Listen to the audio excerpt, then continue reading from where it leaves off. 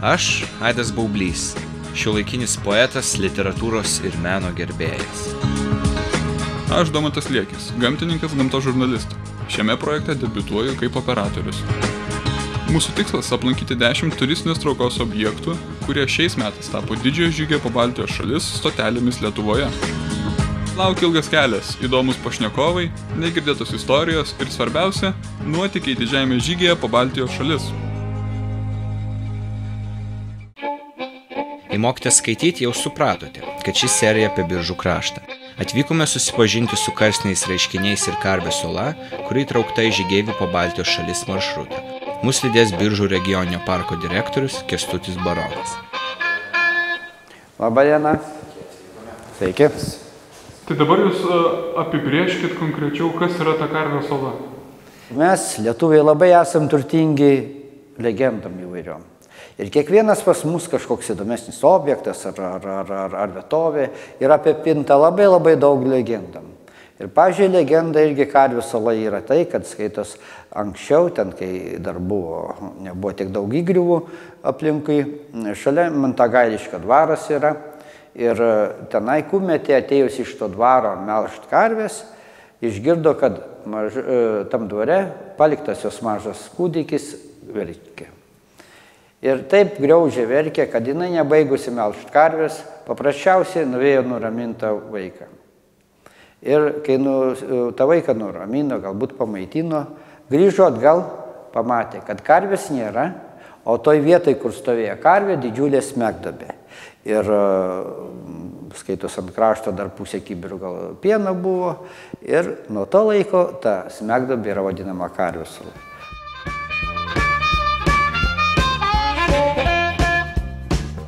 Karstiniai reiškiniai Lietuvoje būdingi tik Biržų kraštui.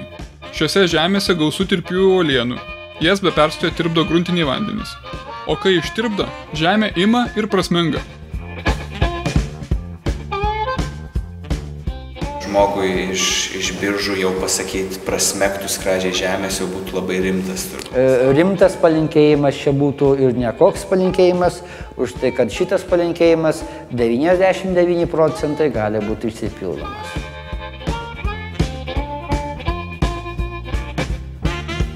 Jei sunkiai įsivaizduojate prasmegimą skradžiai žemės, turėtumėte apsilankyti Biržų regioninio parko lankytojų centre. Čia viskas labai nuostabiai iliustruota ir paaiškinta.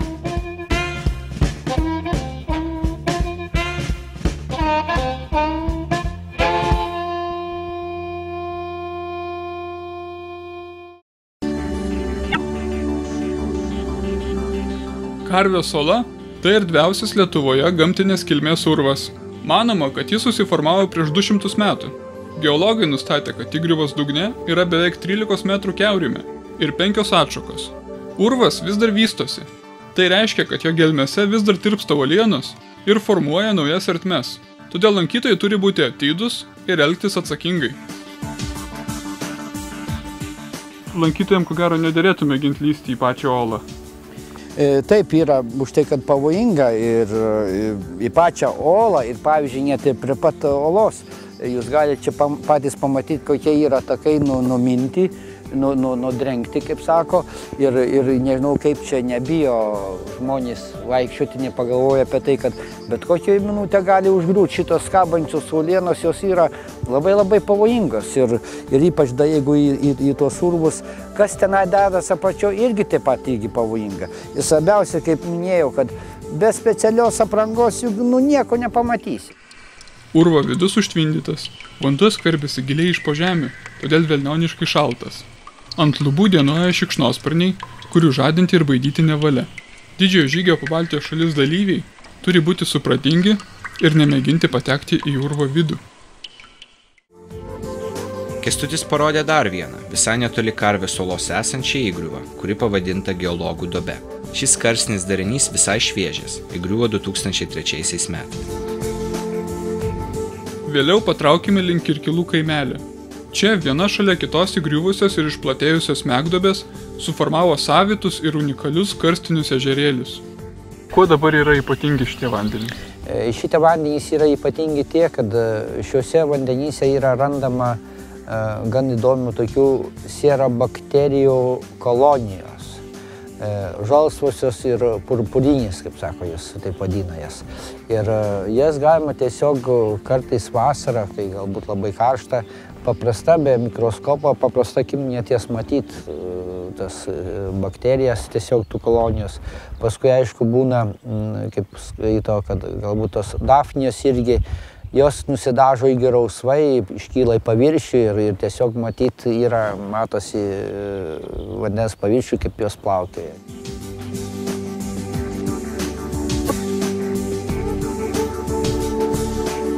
Aš stebiuosi, kodėl Lietuvoje turizmas neklesti, nes tiek Biržai, tiek daugelis kitų vietų, kur mes buvom, yra iš tiesų gražios.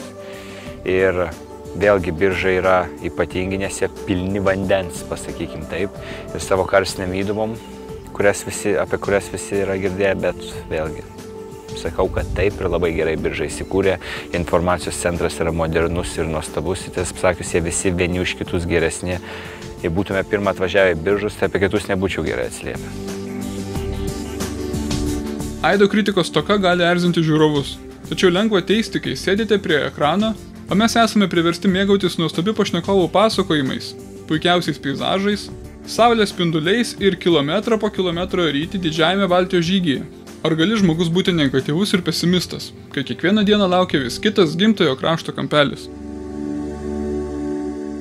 Aplankykite didžiojo žygio po Baltijos šalis objektus iki rugpjūčio 31 dienos. Fotografuokitės ir laimėkite prizus. Daugiau informacijos apie žygį bei vietas, kuriuose reikia fotografuotis, rasite internetinėje svetainėje www.greatbaltic.eu. Ar nebijai tigriūt? O šikšnosparnių? Nebiškai. Bet va, kai tu vaikštai šitai, berniuk, tu blogai. Apačiu tavo draugas, žinok, šitą kabantį uolieną, bet kokiu momentu gali ant jo užgriūti. Vat ta tokia pat uoliena kabojo tam, žinok. Taip, kad geriau nevaikščioti tuo krantu, dėl to laipteliai yra.